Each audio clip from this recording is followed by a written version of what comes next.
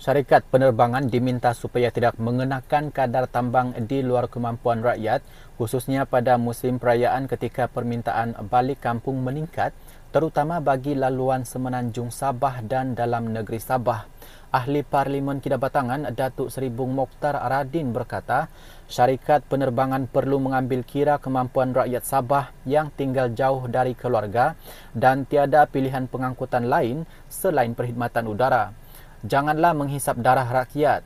Rakyat Sabah bukannya semua berkemampuan. Mereka hanya sekadar nak balik beraya dan berjumpa sanak saudara setahun sekali. Kita difahamkan mulai bulan Mei akan datang penerbangan Firefly yang akan beroperasi di laluan domestik Sabah. Siapapun syarikat penerbangan yang melakukan operasi, tolong jangan terlalu mengaut keuntungan. Jangan dera rakyat Sabah, katanya dalam satu kenyataan di sini. Beliau mengulas rungutan ramai rakyat Sabah yang mahu menggunakan perkhidmatan udara untuk balik kampung sempena sambutan Aidilfitri minggu depan terpaksa berdepan kekangan disebabkan harga tambang terlalu mahal. Harga tiket penerbangan yang terlalu tinggi dan tidak masuk akal menjadi isu utama yang sering dihadapi rakyat Sabah apabila mahu pulang menyambut perayaan di kampung halaman. Bung Mokhtar berkata beliau sering membangkitkan isu itu setiap kali menjelang sambutan perayaan bagi menyuarakan keluhan rakyat Sabah yang sukar balik kampung disebabkan tiket penerbangan terlalu mahal. Dalam bulan Ramadan tahun ini, lonjakan harga tiket penerbangan domestik amat tidak masuk akal. Bayangkan tiket sehala AirAsia Sandakan Kota Kinabalu berharga RM700, katanya. Bung Mokhtar yang juga Ketua UMNO Sabah berkata, beliau sebelum ini ada menghubungi Menteri Pengangkutan Anthony Locke untuk meminta tambahan perkhidmatan penerbangan dalam negeri Sabah sepanjang musim perayaan, namun harga tiket pula melambung. 3 hari yang lalu saya ada menghubungi Menteri Pengangkutan dan meminta tambahan penerbangan di antara Sandakan dan Kota Kinabalu. Menteri memberitahu saya syarikat penerbangan bersetuju untuk meningkatkan tambahan penerbangan pada 18, 19 dan 20 April ini. Persoalan sekarang, ramai rakyat Sabah di Semenanjung yang hendak balik beraya di kampung halaman di Sabah. Malangnya harga tiket terlalu mahal dan tidak boleh diterima oleh otak yang waras, katanya. Katanya tambang penerbangan domestik yang mencecah ribuan ringgit sehala bukan saja membebankan, malah tidak boleh diterima akal yang waras. Sehubungan itu, beliau meminta Menteri Pengangkutan supaya meminta syarikat penerbangan tidak mengenakan kadar tambang yang terlalu tinggi di luar kemampuan rakyat.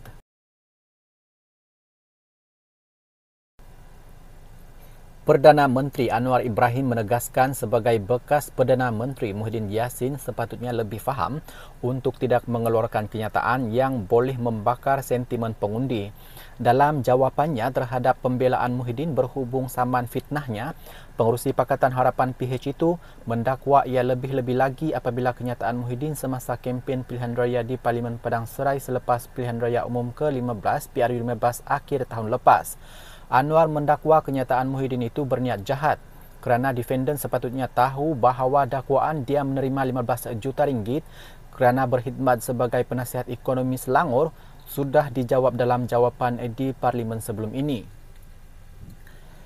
Plaintiff menegaskan bahawa sebagai ahli politik veteran dan bekas Perdana Menteri, defendant sepatutnya tahu untuk tidak membuat kenyataan umum yang mempunyai kecenderungan untuk mengapi-apikan dan menggalakkan perasaan niat jahat, tidak puas hati atau permusuhan antara orang dan calon untuk mendorong mana-mana pemilih atau pengundi sebelum, semasa dan selepas pilihan raya, lebih-lebih lagi apabila kenyataan sedemikian berunsur fitnah dan berniat jahat.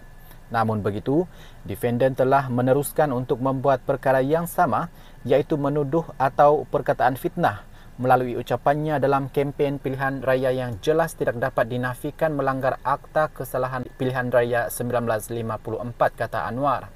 Presiden PKR itu menegaskan tidak sukar bagi Presiden Bersatu itu untuk mengakses rekod Hansard Parlimen yang tersedia secara umum sebelum membuat dakwaan itu.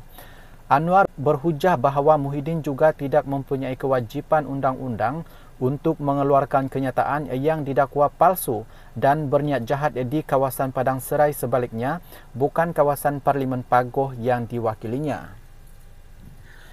Plaintiff juga menyatakan bahawa walaupun defendant boleh menikmati kebebasan bersuara mengikut perkara 10 bahagian pilihan raya persekutuan, dia berpendapat hak asasi ini layak dan masih tertakluk kepada pelbagai sekatan seperti Akta Fitnah 1957. Dalam pernyataan pembelaannya yang difailkan di Mahkamah Tinggi di Kuala Lumpur pada 17 Januari, Muhyiddin antara lain mendakwa Anwar sebagai Perdana Menteri tidak sepatutnya tersinggung dengan kritikan dan pertanyaan yang sah dalam ceramah politik. Anwar memfailkan jawapannya pada 16 Februari. Pada 20 Disember tahun lepas, Anwar memfailkan saman fitnah terhadap Muhyiddin berhubung kenyataan Muhyiddin yang dikatakan dibuat semasa ceramah akhir PN pada 5 Disember.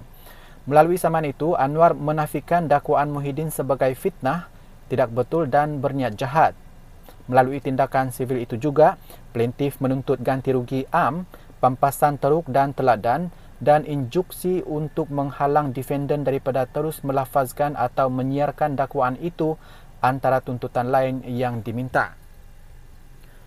Pada 7 Disember tahun lepas, Pejabat Menteri Besar Selangor menafikan dakwaan Muhyiddin sambil menambah bahawa Anwar hanya dibayar simbolik RM1 sebulan semasa berkhidmat sebagai penasihat. Anwar diwakili Peguam Sankara Nair, manakala firma guaman Cetan Jetawani & Co bertindak mewakili Muhyiddin.